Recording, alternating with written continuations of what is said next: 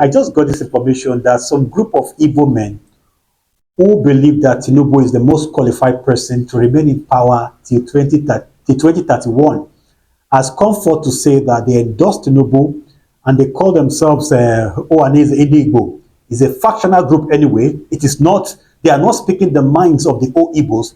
They are speaking the mind of a few set of them who are hungry and who do not even have the interest of the Igbos at heart. They are saying that no Igbo man should contest in 2027. Apparently, they are trying to tell Peter Obi there is no need for him to contest in 2027 because Tinubu is going to contest in 2027. But I have few questions to ask them. If only these guys can give me answers to this question, then I will conclude from the act of my heart they have moral justification to actually say what they've said.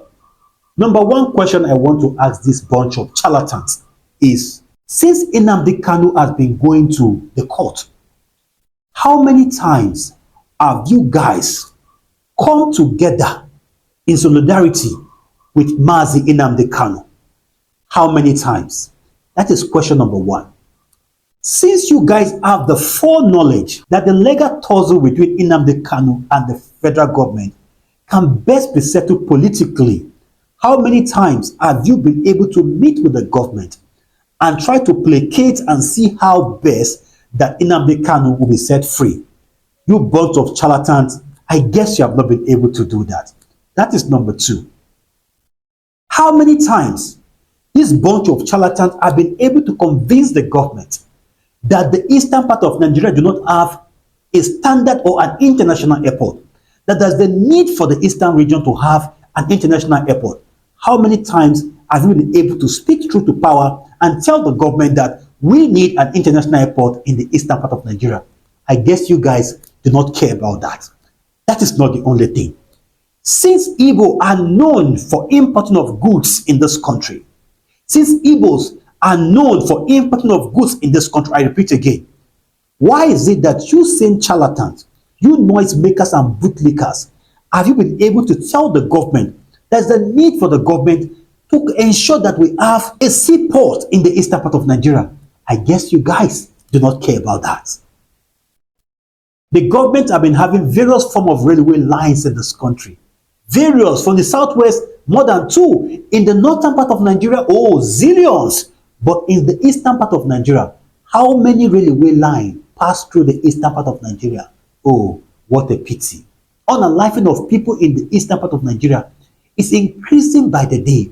The rate of kidnapping in the eastern part of the country, it is increasing by the day. What have you guys, you bunch of hungry men, what have you done in relative or in relation to see that such evil and heinous crimes stop in the eastern part of Nigeria?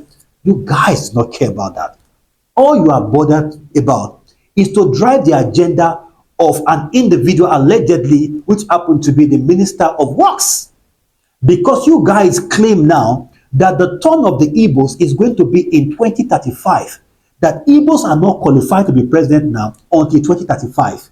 Oh my God, what a shame. Then who then will be the president between 2031 and 2035? Una know where? Una sick, una get high fever. David Ume is claiming that he is the most competent man that will be the president of Nigeria in 2035. Charles Soludo also, professor, is also claiming that he is the best Igbo man that can become president of Nigeria. Now they whine. For crying out loud, the reason why Igbos, the eastern part of Nigeria, is not developing is because of people like you. Because of people like you who care less about the people but bother much about your own interests. The eastern region can never grow with attitude like this. That is why every political circle we have crisis in the eastern part of the country. Why? Because we do not push a single agenda. For crying out loud, how will you say that an Igbo man should not contest? Who does that? Who does that? So you are trying to say invariably that Peter Obi should not contest. Una dey sick all of now. These are a bunch of people who do not want Nnamdi Kanu to be released. These are a bunch of people who are ensuring that Nnamdi Kanu is not set free. Until the Igbos realize that the leaders in the eastern part of the country are the biggest problem of the eastern region, nothing productive can ever happen in the eastern region. This nonsense has to stop once and for all. I promise to see you guys soon.